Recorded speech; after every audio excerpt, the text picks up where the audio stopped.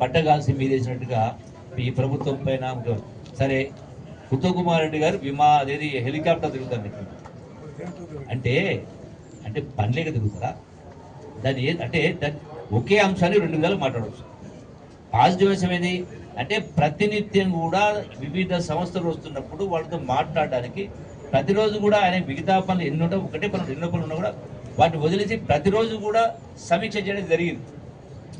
ముఖ్యమంత్రి గారు కూడా ఇక్కడ రాకపోయినా హైదరాబాద్నే ఇతర సంస్థల వాళ్ళతోటి వాళ్ళు మాట్లాడుతూ దేశంలో ఉన్నటువంటి నిష్ణాతులను కూడా పిలిపిస్తూ ఉన్నారు. నేవీ, ఆర్మీ, డిఫెన్స్ రకరకాల అంటే ఇంత జరుగుతూ ఉంటే అంటే దీన్ని ఏమంటారంటే శవాల మీద పేలాలు వేయడం అంటారు. అంటే దీన్ని కూడా రాజకీయంగా వాడుకునే ప్రయత్నం చేస్తారు.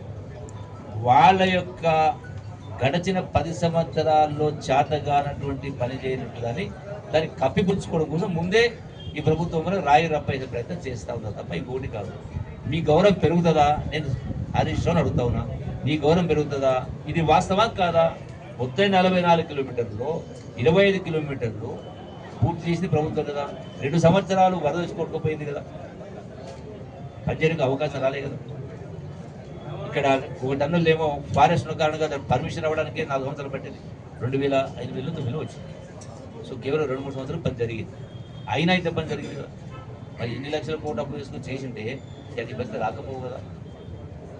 కాబట్టి ఇవన్నీ కూడా మనం అంటే ఈ కొన్ని పాక ఊదే పత్రికలు కొన్ని ఉన్నాయి.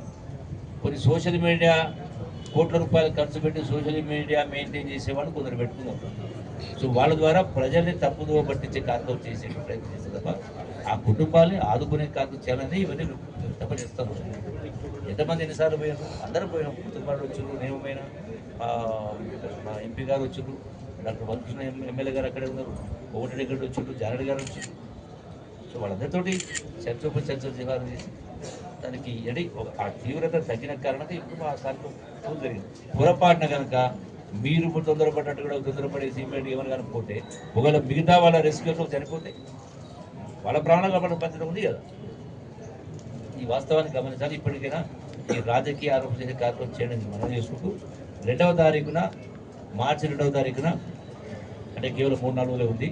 ఈ వనపర్తిలో గౌరవ ముఖ్యమంత్రి రేవంత్ రెడ్డి గారు జరిపినటువంటి ఈ మీటింగ్లో పెద్ద ఎత్తున అందరూ పాల్గొని దీని యొక్క పనిని సక్సెస్ చేయాలని చెప్పని, అట్లే నిరుద్యోగ యువత కావచ్చు, అట్లాగే అన్ఎంప్లాయిడ్ యూత్ కావచ్చు, దీనిలో పెద్ద ఎత్తున పాల్గొని ఈ యొక్క బెనిఫిట్స్ అనేది అందుకునే ప్రయత్నం చేయాలని నేను అందరికీ విజ్ఞప్తి చేస్తాను. Thank you very much.